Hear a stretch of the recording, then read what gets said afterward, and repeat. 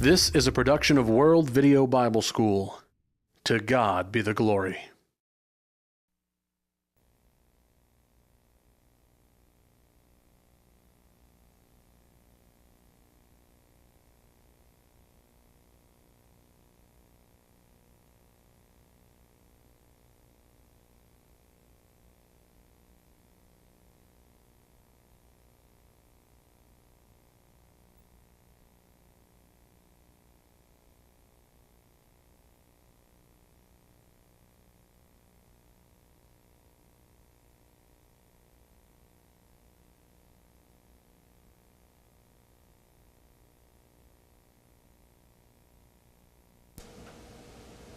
Hello, I'm Waylon Deaver, and on behalf of the World Video Bible School, we're pleased to invite you to this another interview in our ongoing series of interviews with Christian women.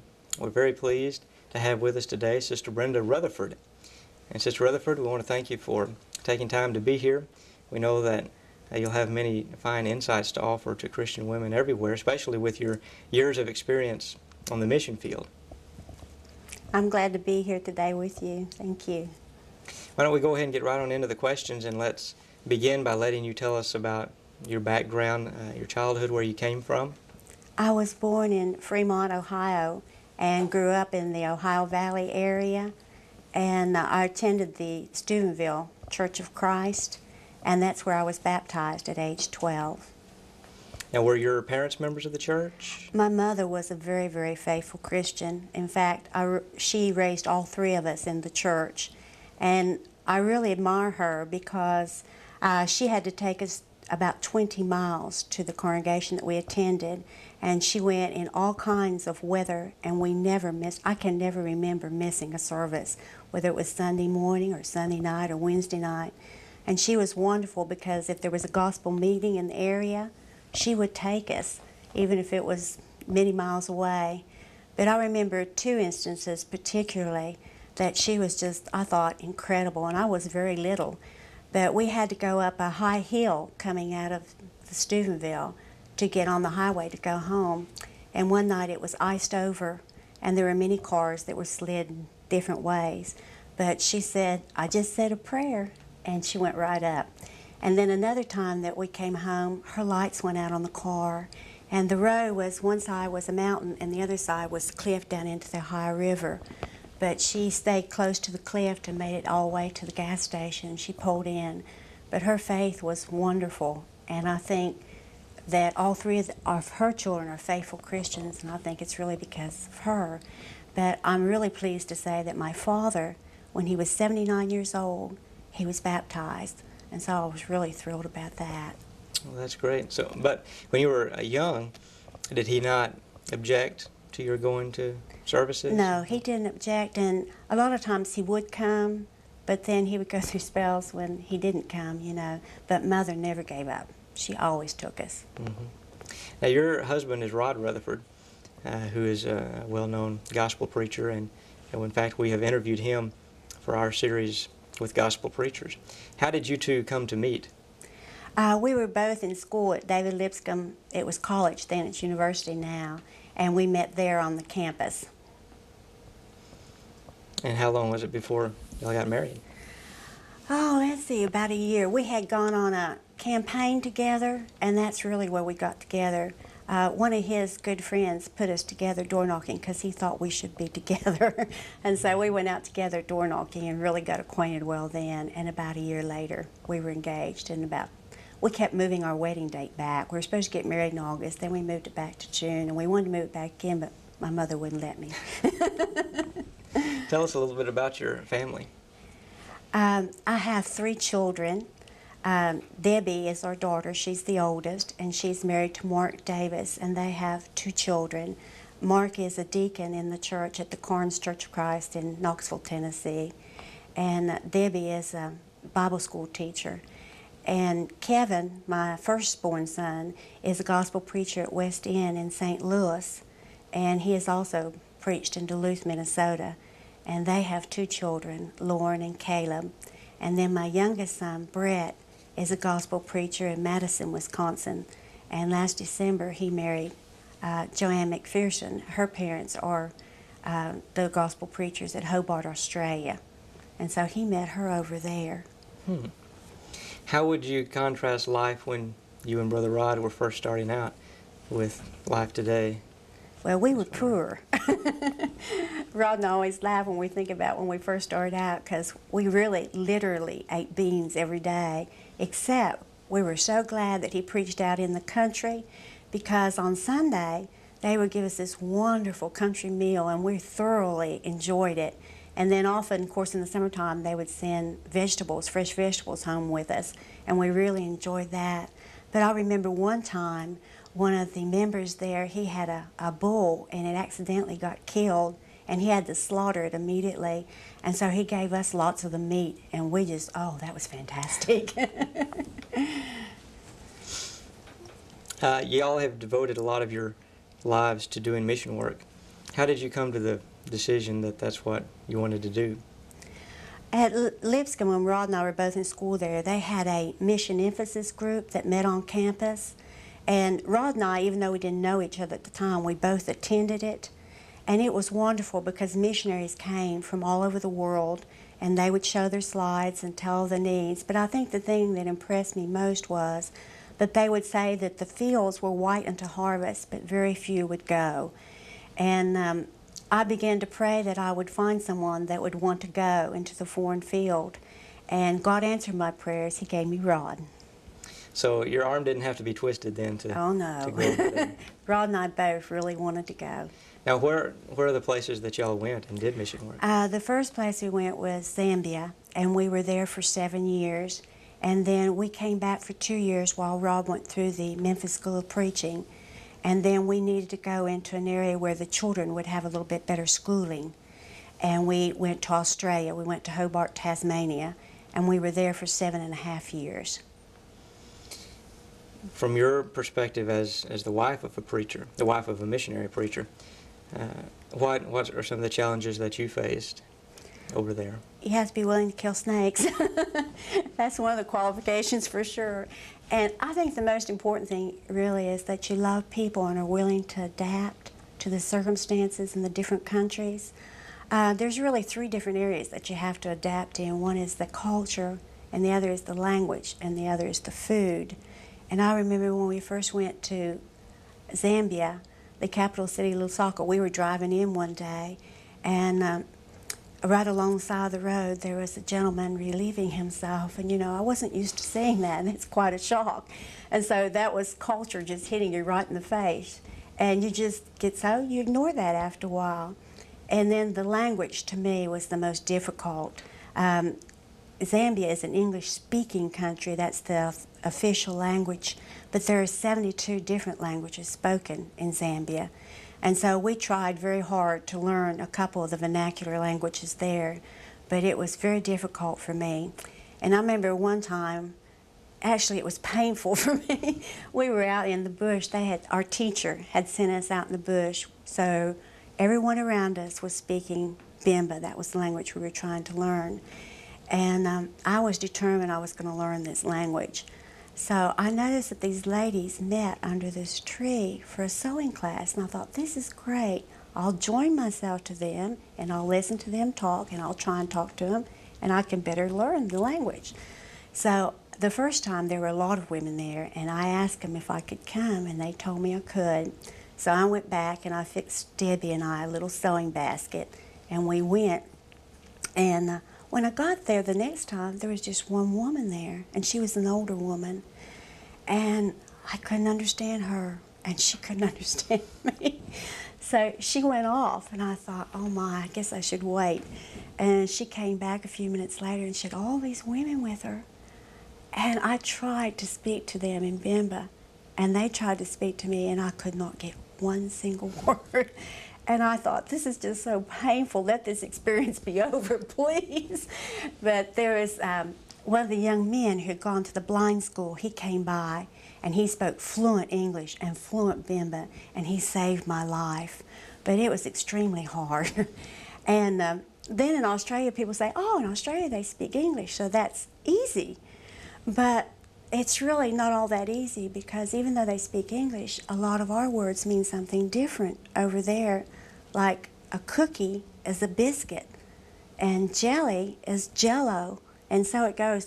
There are hundreds and hundreds of words just like that. And so you have to learn the English words and what they mean there, even though we're all speaking English. And then the other area that I didn't really find this area hard for me to get used to because I just like food. But food is different. And in Zambia, they ate a nshima, which is kind of like a cornmeal mush, and you put your hands in water because it's so hot. And then you put your hands in the nshima and roll it into a little ball, and you put your thumb in it, and then they'll have some kind of relish like beans or scrambled eggs or fish or something. And you dip that in, and the relish goes in the little hole you've punched in it, and then you just eat it. And it's very good, actually. But I remember one day when we lived in Lusaka, I looked out in front of our house, and there were about a dozen women out there digging holes out in the field in front of our house. And every once in a while, they would run around and do something and then start all over again. And as a woman, of course, curiosity got the best of me. And I went out and I thought, this is the way, I was learning Chinyanja then. This is a way for me to practice my Chinyanja. So I went out and I greeted the women, and then I asked them what they were doing. And so the one woman uncovered her basket, and her whole basket was full of field mice.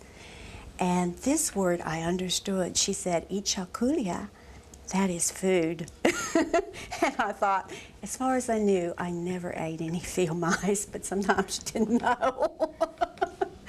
But the food was sometimes interesting, but I did enjoy it. And then in Australia, oh, I love the food there. They have roast lamb and what they call roast dinner, which is roast lamb and roast potatoes and roast onions, and it is just delicious. I really miss that. And they also had like fish and chips, which I enjoy very much, but it was the ocean fish, like shark, and it was very, very good. And you, like we go to McDonald's, they go to fish and chip place. Delicious. But these are three areas I think you have to learn really to adapt in. And if you're not adaptable, the mission field definitely is not the place for you. That's for sure. But when I was talking about the snakes, I remember one day I came into the kitchen, and right by the door was a cobra. And I don't know if you know about cobras, but cobras will spit in your eye to temporarily blind you, and then they will strike. And so I thought, I've got to get this cobra out of the house. And so I reached behind me. I could feel my broom behind me. And I thought if I could just get the door open. So I real easy, I moved as slow as I could. I reached up and pulled the door back real slow. And he was watching me the whole time. It's just like our eyes were connected, you know? And then I decided I just reached around, and with one quick sweep, I swept the snake out the door and stoned him to death. And I found that killing snakes, the best way is to stone them to death, because I didn't want to touch them and I didn't want to cut their head off with a hoe or anything. So I just pinned them down and stoned them till they were dead. Lots of snakes. Yeah, there were a lot of snakes in the areas that we were in. Now in the cities, you know, you never see a snake. But when we were out in the bush, and Ed Cruikshank and Rod and I were that's when we were trying to learn the language. Ed came out one day, and he came into the kitchen, and he says, look what's in the hall. I mean, it was the hugest cobra I've ever seen in my life. And you know how they put their head up? He was going across like this. And so instead of one of us watching where the snake went, we all ran to get something to kill it, because we had our children with us, and so we wanted to kill it. And when we came back, all of us with something to kill it with. The snake was gone, and we had no idea where. We searched that house from top to bottom, and we couldn't find the snake. And so that night, I just prayed that the snake wouldn't bother the children, and Rod slept with a hatchet.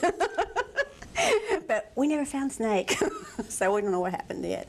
But you have to just, you know, be ready to cope with any of that. And I think another thing, particularly that's hard for women, is some of the hardships that you have to cope with. Of course, that wasn't true in Australia. Everything in Australia was modern and easy, just like here in America.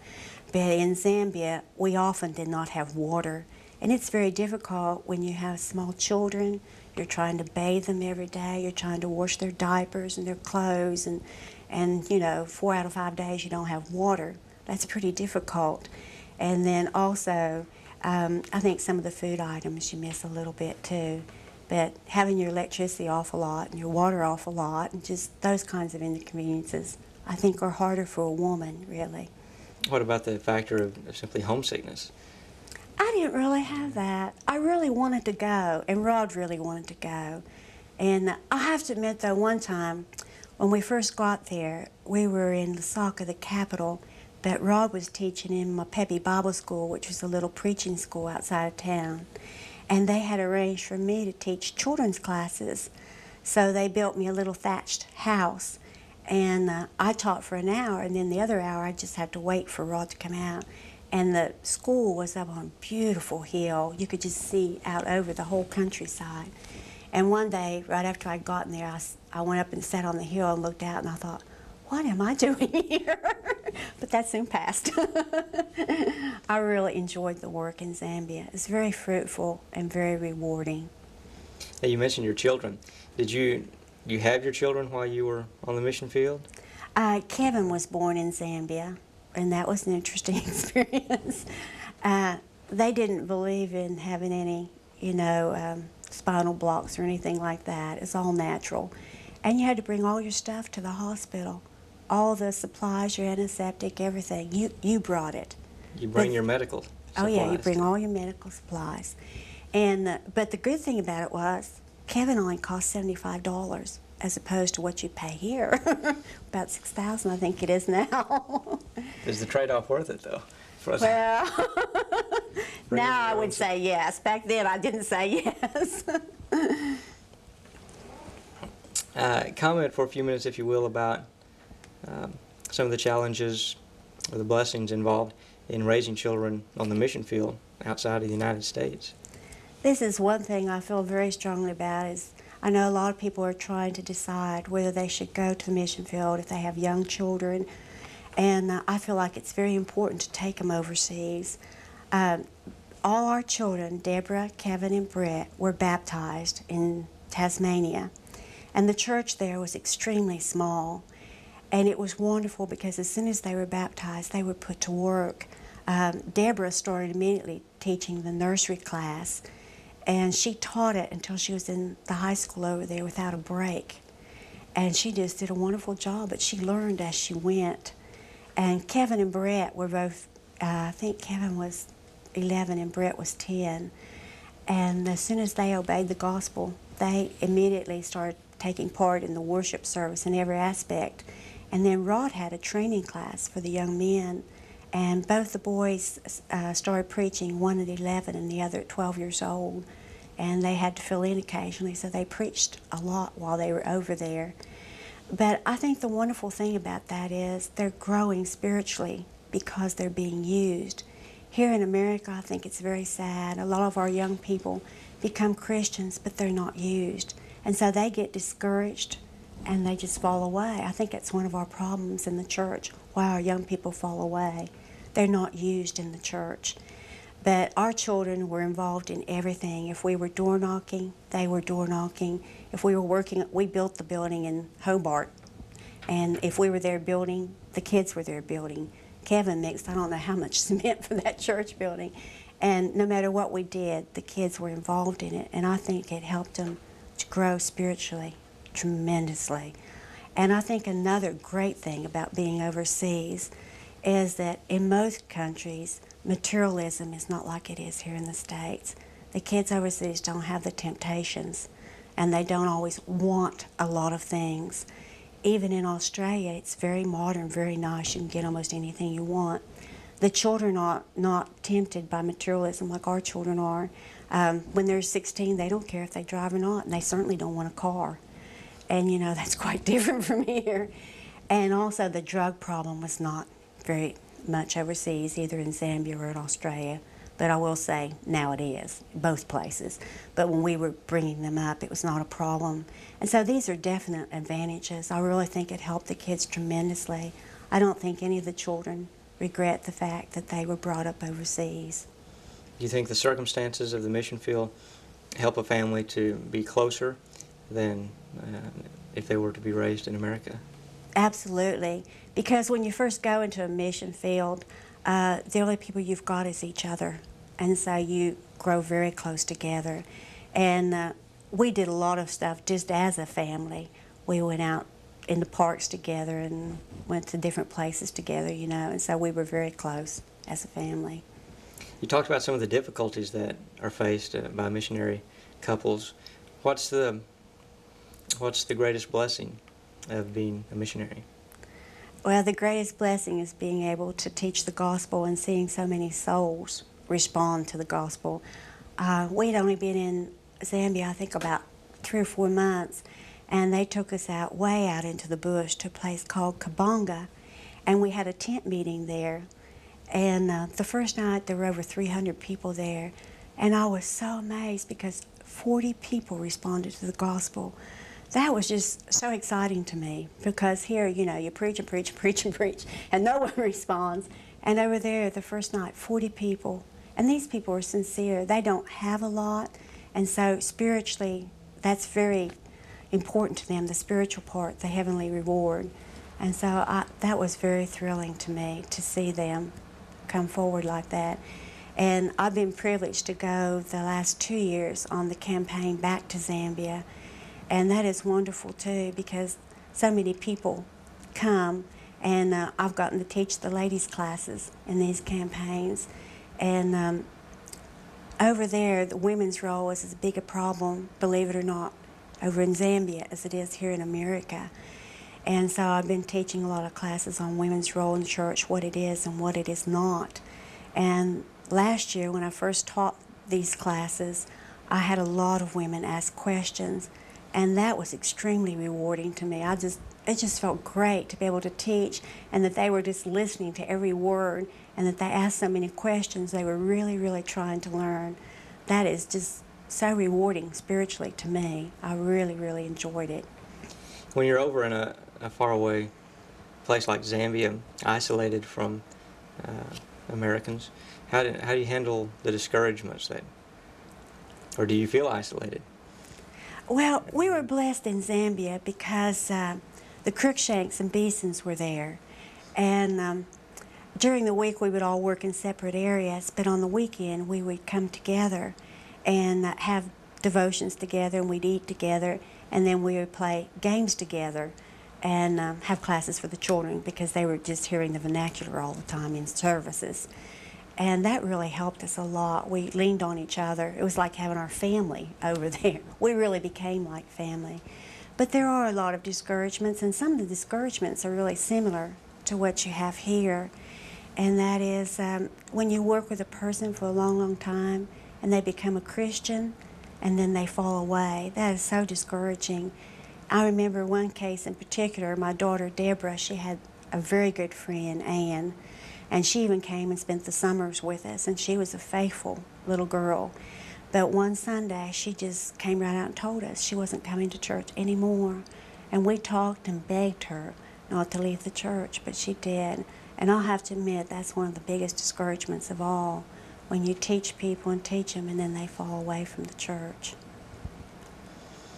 Let me change the topic a little bit and ask you, from your years of experience and wisdom as a Christian woman, what do you think of the modern feminist movement? I think it's completely contrary to God's Word. In 1 Timothy 2:11 and 12, it tells us there that the man is to have the authority, not the woman. And as I mentioned just a few minutes ago, I am sad to say this movement has spread all over the world. When we lived in Zambia, the women over there were almost subservient, which that's not right either. But now they have gone completely the other way. And this summer I taught in a different area, in a different congregation, and I did women's role at that congregation. And I had an interesting experience because one of the men, one of the leaders in the congregation, every time he wanted to set the schedule or ask what was going to happen, he would walk across the room to his wife and ask her. And in the afternoon, we had the ladies' classes, and sometimes we'd have the men preach a sermon, and then we'd go outside and have ladies' classes. And so he came over to her and asked her if the ladies were going to have class, and she said no. And so I didn't think too much about it at first because Jim was speaking. I knew they all wanted to hear Jim, and we had 4 hours, so I thought, well, that's fine. But then the next speaker got up, and Rod said it's time for the ladies' classes, and he walked across and asked his wife, is it time for ladies' classes?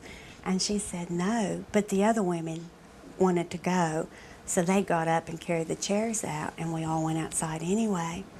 And after we got settled, she said to me, are you going to speak on women's role in the church? And I said, yes, I am. And she says, if you are, we don't want to hear it. And I thought that was just so shocking because a few years back it was just the opposite. And so I told her she could either go back in and listen to the men or she could stay out, but that I was speaking on women's role. And it turned out to be a wonderful class because the women listened so intently and they had lots and lots of questions afterwards. In fact, we went overtime in our class, but it made me feel good in the end. At first it was kind of put me on edge, but then I felt really good in the end. It's interesting that it seems that the same doctrinal issues and problems that the church in America has are faced overseas. And perhaps we fail to realize that sometimes. Just about all of them, and you know why, don't you? Because we export them. That's right. We carry them over there. And so that's true. Just about everything that is wrong doctrinally here is over there too. Everything. Sad, really. You mentioned several times that you teach ladies' classes. Do you find it difficult to do that? No, I love it. I have to admit, at first, I would get literally sick to teach, but I have a very good husband. And I would say that he encouraged me to teach women's classes, but that's not true. He pushed me. And he would really push me. He didn't push you to do this interview, did he? Yes, he did. But I'm glad that he did push me and encourage me to do it because I really do enjoy it now. And I think the more that you do it, the more you enjoy it. The more that you study and the more that you do it, you feel comfortable doing it and you see the rewards of doing it. And I think as long as I'm able, I'll teach classes of all ages. I really do enjoy it. You've written a book, Brenda's Diary, and tell us a little bit about it. Well, again, my husband encouraged me to do this, but he did encourage me on this. I kept a diary, a daily diary, while we lived in Zambia, and it was just about daily living. And the reason I wanted to write the book, I think sometimes we have a glorified view of missionaries, that you go overseas and everything is wonderful and all these people obey the gospel and you just feel great all the time. And I wanted to paint both sides of it. That is true. You do get a lot of reward and joy from being in the mission field. But at the same time, there are a lot of hardships and problems and discouragements. And I really wrote the book so that people could see the true picture of what it's like to live in a third world country, and at the same time encourage people to go overseas, because we do have very, very few missionaries on the field, and I'm still trying to encourage people to go overseas. We really need them to go. And so that was the main purpose of the book, to encourage others to go overseas. Although you and Brother Rod are not currently living on the mission field, yet you're very much still involved in mission work through your efforts with Truth for the World. Tell us a little bit about your working with Truth for the World. Now, this is something I can talk about all day long. I love Truth for the World, and the reason I do is because it's a complete program. It's television, radio. We now have the internet incorporated in it. We have literature, and then we have the campaigns. And so it's really a complete program of reaching out to the whole world. At the present time, our radio programs are on AM and FM and also shortwave, and we are covering the whole world. Of course, the people have to turn on the radio to hear it, but we are blanketing the world right now. And we have correspondence courses. We have over 90,000 enrolled now, and 400 and something teachers now grading for us. And Ed has printed over 2 million tracts, and they're all over the world, and it's thrilling to get the mail. You know, and they say, I read one of your tracts, or I found one of your tracts, or, you know, asking questions about the church. And that part is extremely exciting. But I love it, and I'm really lucky because I get to open all the mail and read all these good letters. But it's a way that we can reach the world in this modern time because there's 6 billion people, but there's so few missionaries. And yet we are still commanded to reach the lost. And this is a way that in this modern world I think God has provided for us to reach them. What would you say in your life gives you the greatest joy? Oh, 2 things. My family, first of all. I'm very, very proud of our family because all my children are very faithful Christians, and they're married to faithful Christians, and they're working faithfully in the church, and they're bringing up my grandchildren in the church. And so my first grandchild just became a Christian, and I'm very proud of that. So that's my first joy. And my other joy is having the privilege, really, of working with Truth for the World. I feel very, very blessed. In your lifetime, what would you say has brought about the most profound change in the world? And do you think that was a change for the better or for the worse? I think the Internet superhighway. I think it is the most wonderful way to reach the world. We have it hooked up in a couple ways here at Truth for the World. We have our regular email that's advertised on our television program, and it's on the back of some of our tracts and other materials. And every day I read it. And it's people who write in for Bible correspondence courses, who have religious questions, who want to know where the Lord's Church meets in their country. And it's just wonderful from that aspect. And then we also have a web page, and on the web page we have all of our correspondence courses on there. We have a message from Jim German that you can listen to, and we have all of our tracts are on there, so you can open up to any of them at any time and read them. And there are many questions we get off just our website. We're blessed in that we have Dave Amos and Roy Hearn and Albert McDaniels answer our questions. And it's wonderful because I just select all and forward it, and it goes to Dave Amos, and he answers the question and sends it right back to him. I think the speed is such a wonderful thing. You can just communicate so fast with them about the gospel. But the Internet is just wonderful. I really believe that if we will use it for good instead of evil, I know there's a lot of evil on it, but if the church will use it for good, we can accomplish a lot on the Internet. Let me ask you one final question, and that is, what advice do you offer to Christian women, young or old, words of encouragement as far as living the godly life? I think the most important thing, even though it's difficult sometimes, is to get involved in the Lord's church. Find something that you can do, whether it's teaching a children's class or a ladies' class or some type of work in the church, volunteer work, whatever it is, to get involved, because if we don't get involved, we become weak. And so I think we need to really work hard for the Lord while we have time. Well, Sister Rutherford, we want to thank you again for taking the time to be here, and appreciate the things that you've had to say and the good work that you're doing and that Brother Rod and y'all have done over the years and continue to do. Thanks a lot. Thank you.